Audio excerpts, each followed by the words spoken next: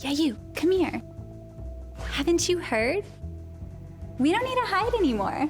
Now, we can shop privately for adult products at adamandeve.com. They've got massage oils, lingerie, and lots more we can't mention here. Use offer code SPICE404. They'll give you 50% off almost any one item, 3 free DVDs, free mystery gift, and free shipping. That's 50% off, free shipping, and more. Private shopping starts at adamandeve.com.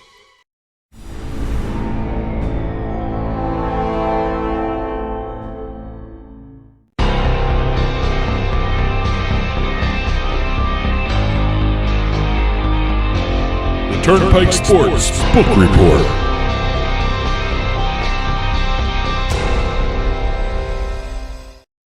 The Turnpike Sports Book Report is brought to you by BorgataSports.com. Your favorite casino is now your favorite sportsbook. Available anywhere in New Jersey, BorgataSports.com. Sign up at BorgataSports.com using our promo code PIKE, that's P-I-K-E. Make your first wager of $20 or more and you'll get $100 in free bets. That's $100 in free bets when your first wager on Borgata Sports is $20 or more. Get into the action with BorgataSports.com. Must be 21 years or older and in New Jersey to place a bet. Terms and conditions apply. Gambling problem? Call 1-800-GAMBLER.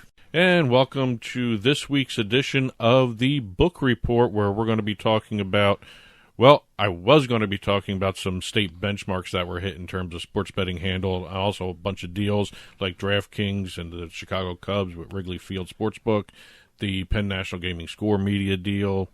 But Florida had to go, and something had to happen on Friday afternoon with Florida that basically took every piece of show prep I had and had to put it aside for just a little bit. Is Friday the day when all the news comes out for betting? Nobody was expecting this to come out on Friday. Okay, all right.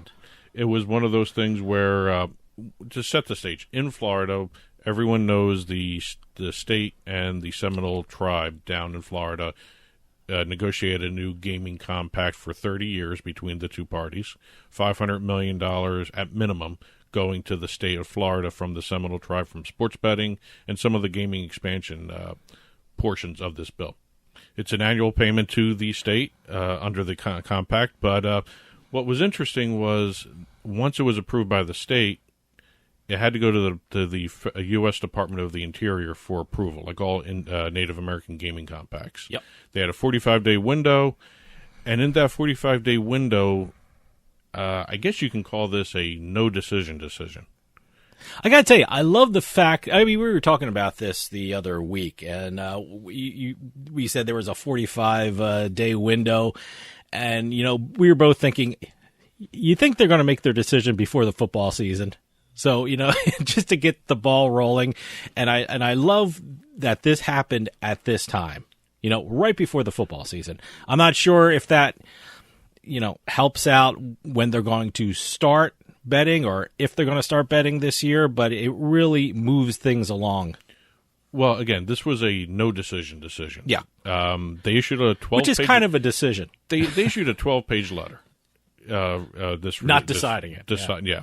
Well, there are a lot of concerns regarding the mobile betting area, especially because of where the servers would be located versus where the bet was placed, because there's federal regulations in place saying that gaming on Indian lands, the servers and the actual activity has to be placed on the gaming lands.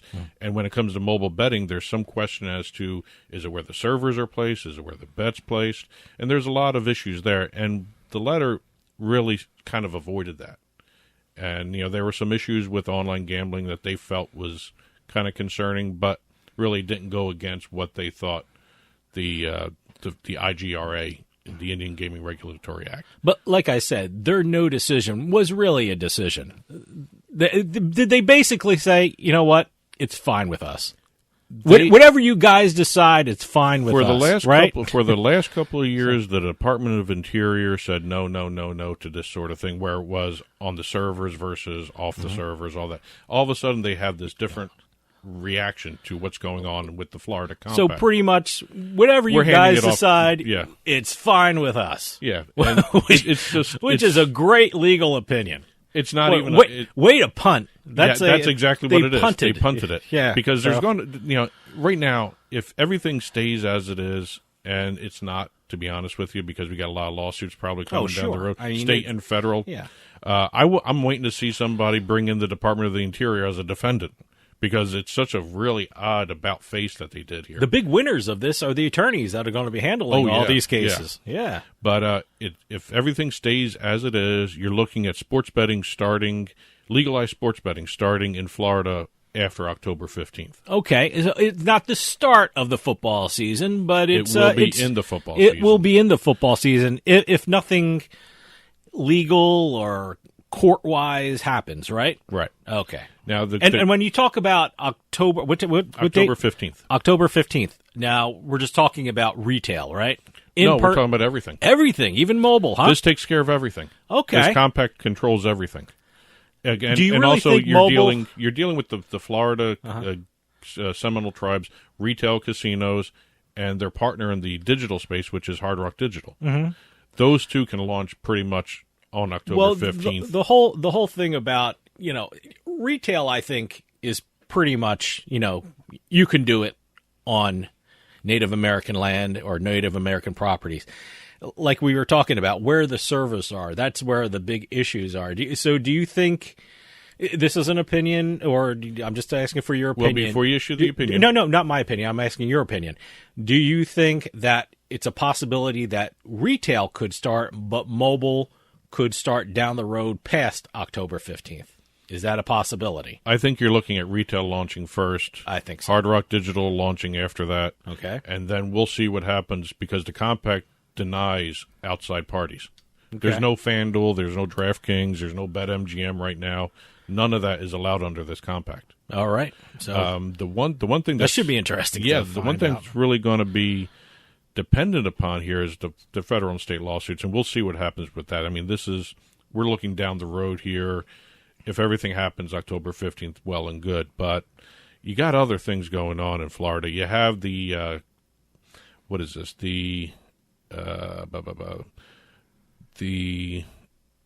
constitutional amendment ballot referendum that DraftKings and FanDuel have going down in Florida. Okay. They need 1 million verified signatures to put another online sports betting question on the ballot. I wonder how close they are. Don't know yet. Don't know yet. But that's another thing. But that won't take effect until, if it actually happens, won't get on the ballot until 2022. And if everything goes the way that, according to plan for that, you're looking at 2023 for other sports books coming in. Okay. So you're getting a 2-year head start here. Boy. And it's just there's a lot to unpack here, and it's just going to be fun I'm to assuming watch. this is going to As be an attorney, developing. it's going to be fun to watch. It's going to be developing over the next couple of weeks, I would think. Yeah, especially this no third party or parimutuel betting. And of the 19 licensed entities in the state, they have to partner with the Seminole tribe to get online gambling going. Wow. Okay. And they have to guarantee 40% of their net revenue to the tribe. Okay. So Wow. this is basically a state monopoly, if you want to call it that. It's almost like what DraftKings has up in New Hampshire, Sure. but not to that. This is like, wow. Yeah. I can't believe this actually was approved by the Department of Interior, given their history. Well, technically, it wasn't approved. It was just a true. no They decision. punted. It's punted. They basically legally said, whatever you guys decide is fine Hands with off. us. Go ahead. Whatever you guys want. Well, it's going to be interesting to see this decision or non-decision decision by the Department of Interior, how it affects the other states with Native American compacts that are being negotiated now. Sure. Because this opens up all different avenues now for gaming compacts in different states and different deals that they want to have done. And I think that's where a lot of the advantage comes from the Native American side. Do we now look to Connecticut now? Because No, I know Connecticut's all done. They're all done. The compact was fine. And Yep. Okay. So Connecticut, I think you're going to see other states, maybe like a New Mexico, Okay. stuff like that. Texas. Texas may be an interesting one to watch with this sort of situation going. But, it's congratulations, Florida, I guess, for now. Yeah. See what happens. Going on to a couple other, deals. I guess I can call it that now, after talking about the Florida Compact here. We talked about Penn National Gaming and Score Media in our other fifth exit segment last week. Again, it's going to be, as single event sports betting in Canada starts to really shape up, we're going to see exactly where the Score and Penn National Gaming fit in with everything. Because there's a lot of not only name brand U.S. regulated or licensed sports betting outfits that are going to go into Canada. There's also a lot of offshore sites that are going to want to get licensed in Canada as well. Sure. I mean, Canada has one of the biggest gray markets. Well, I just talked to Paul Burns, who was the CEO and president of the Canadian Gaming Association. He gave some great information. Now, I don't even know when we're going to air that interview, but it'll be coming. Okay, it'll be coming. So, look for Paul Burns because he gave it some great information on sports betting in Canada. Well, again, that's going to be interesting to see exactly how the Score part of the deal shapes out. I know the technology that Penn National made a focus on in the announcement still is being developed by the Score. Yeah. They're taking their risk management, their customer acquisition software, and they're putting it all under one roof. Like, just so it's all, they don't have to outsource to third parties because they're doing Canby and another group right now for those two things. Penn National is. I got to tell you, I really like the Score. I mean, even beyond their sports betting app, I like their do I call it a regular app or the app they had before sports betting? Because I use it to check my the news or the gaming news. You got to remember. I check my team's news. I check my team's scores. I mean, it's great. Well, you got to remember the betting portion of the app is called the Score Bet. The Score Bet, yeah, I have. The Score is still the Score is the actual one that I have on my phone. The content, right? data, okay. All that's the DFS stuff, all that stuff. Yeah, there are two different kind of apps there. One interesting note that I didn't mention the Fifth Exit, but I should mention it here. Everyone was focused on the Score in Ontario. The Score also made another deal with a company called Canlan Sports, which manages arenas and sports facilities across Canada. Is it basically in Toronto? Well, they own and operate 6 sports arenas in Toronto, which is... I didn't even know there were 6 sports arenas in Toronto. Believe me, Canada has so much to offer. Wow. I'm still learning about Canada. I've been to Canada a couple times, but I think that's also an important little part to this. The Score has access all across Canada because of this deal. And I think that's going to actually help increase the value of Score in terms of the Penn National Gaming contract. Acquisition, I should say. Yeah. But and don't forget Barstool's mixed in with this. Oh, Barstool's going to have sports bars in Chicago and Philly. Yep. According to Penn National, they're hoping to have, Barstool Sportsbooks this fall in Arizona and Virginia. They have planned launches in Colorado, New Jersey, Tennessee, possibly in time for NFL betting. Oh, did I hear New Jersey in there? New Jersey's in there. Oh, whoa, okay, good. So they're going to have a really good, solid footprint in North America. And honestly, I didn't see Penn National, 2 years ago doing this. They were a great company back then, but, man, they have made some amazing moves. I mean, right now we're seeing DraftKings being the media, sports betting, fantasy content company. We're seeing Bally's doing the same thing. Mm-hmm. And now we're seeing Penn National. I'm waiting to see what Flutter does. Because Flutter's going to be doing stuff too. They got to be doing something a little bit more. They got Fox Bet under their umbrella, so maybe we'll see something there too. Well, and one thing I'm sure you're going to talk about is Caesars. Caesars is doing amazing things. Well, let's talk about them. Caesars launched their Caesars Sportsbook. Yep. It used to be the old William Hill brand that really is it's a rebrand. Can I just say something? I mean, I had William Hill on my phone. And one day I looked at my phone, and William Hill wasn't there, but there was a golden chalice icon on my phone, and that was Caesars. It's actually kind of cool to see a golden chalice on your phone. I didn't even have to download Caesars Sportsbook on my phone. It just automatically changed. Well, every William Hill customer that had the app on their phone supposedly saw that too. I would guess so. I really thought, I knew Caesars was taking over William Hill. I thought I would have to... William Hill, United States. William Hill, United States.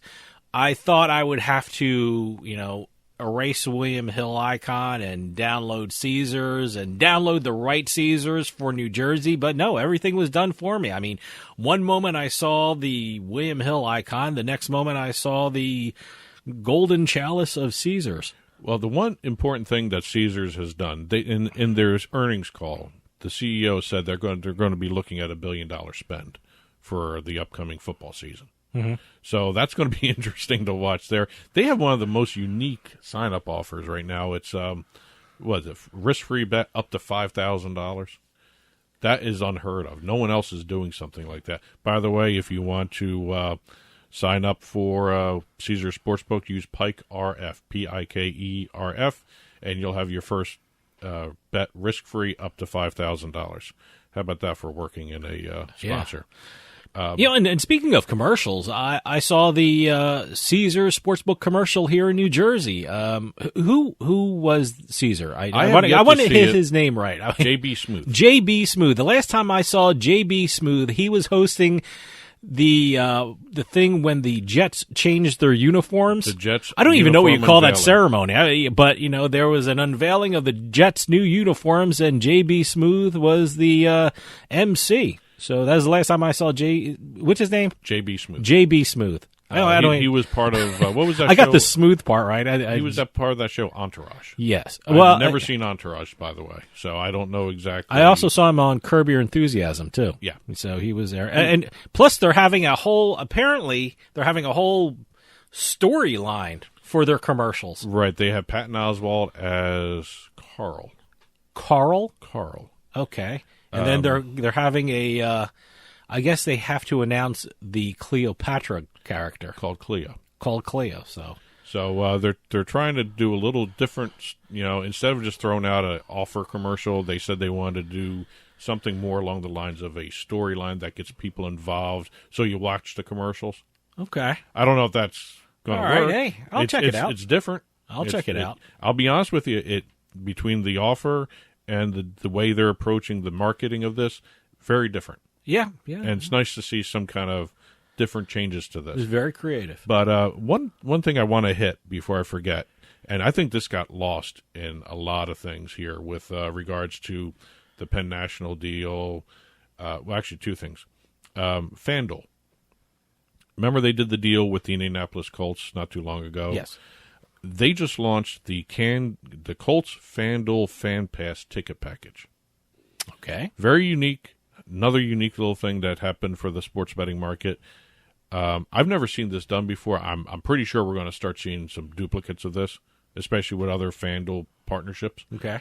The ticket package, 4 regular season games each season, $100 in FanDuel site credits. It's $25 a game.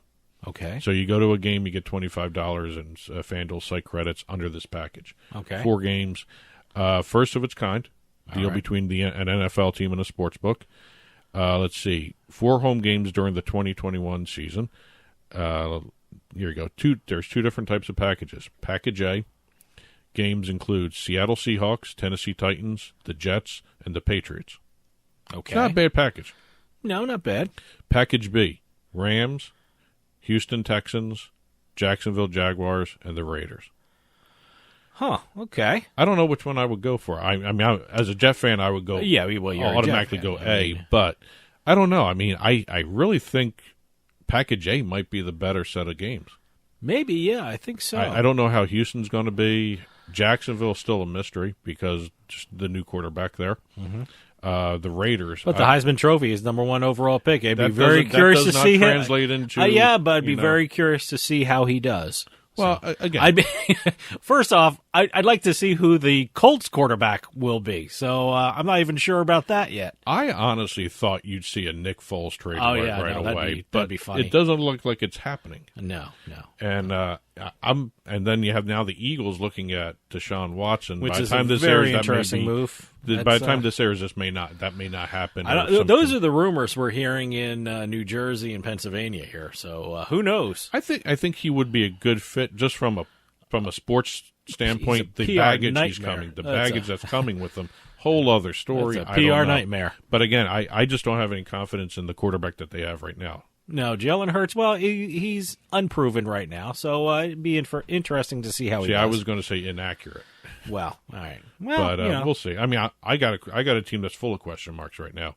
They're going to have the youngest starting roster. And those are the Jets. The Jets, yes. So they're going to have this youngest starting roster, and my heart says, bet on 7 to 8 wins, but my head says go 5-6. Yeah, probably. I mean, I think the Eagles are in the same situation, so we'll see. Yep. One other deal, actually 2 other deals I'm going to hit, but I just want to do this one before I forget. DraftKings. The Illinois Commission on Chicago Landmarks unanimously voted to approve the Cubs' plans to build the 2-story sportsbook adjacent to Wrigley Field. They've been talking about this for a while. Yeah. It's going to be actually really cool to see them build that. It's going to take a year to build. When they say adjacent, I'm assuming it's not attached? It is attached. It is attached. Okay. According to the concept drawings and the plans, you can actually enter Wrigley Field through the sportsbook. I don't know how Wrigley Field is a historic. I was going to say monument. It is kind of a monument, a historic building. I was wondering how much building they can do on it and it's going stuff to be like a 2-story that. building. So I guess it's 2-story sportsbook, which is going to be pretty cool. Yeah, no, absolutely. So it's going to be open year round, by the way, too. Good. And it'll be fun to see exactly how that shapes up. Speaking of DraftKings, they just expanded their deal with Genius Sports. They are now going to be doing official sportsbook data from Genius Sports for all NFL-related products. Now, the data thing is kind of interesting because this might start forcing other sportsbooks to do the same thing here. And I'm shifting topics here a little bit just to, because I'm following a thread here. DraftKings is now the only sportsbook that uses official data for all the top-tier sports. Okay. Talking about football, baseball, hockey, basketball, NASCAR, golf. Everything is official sports data. Mm-hmm. And a lot of states are now starting to look at requiring official data as being part of a license. So it's going to be interesting to watch how. Well, they're in a good position then. Yeah, no, they're fine, but it's going to be kind of fun to watch how it just shakes out.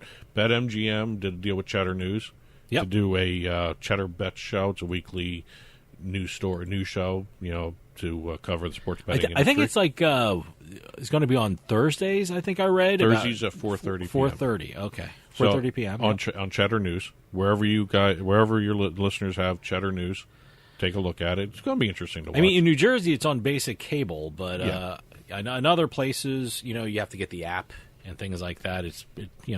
Check your local listings. Golden Nugget did another deal. Kind of fun to watch Golden Nugget start shaping out their deals. They did a deal with NASCAR team Front Row Motorsports for the 2021 season. They're going to have their branding appear on the number 38 Mustang car driven by Anthony Alfredo. Okay. And it's also their brand is going to be on the team's hauler and their online platforms.